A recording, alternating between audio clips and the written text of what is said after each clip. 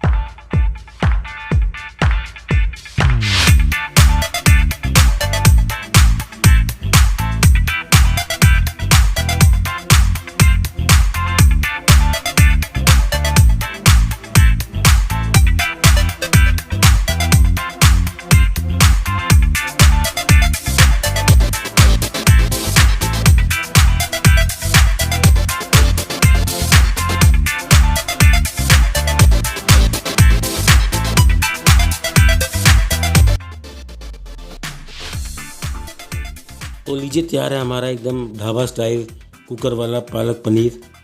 अगर आपको ये वीडियो अच्छी लगी हो तो इसको लाइक, सब्सक्राइब और शेयर करना ना भूलें। जल्दी मिलेंगे अगली वीडियो में नई रेसिपी के साथ। तब तक के लिए bye bye, take care and thank you.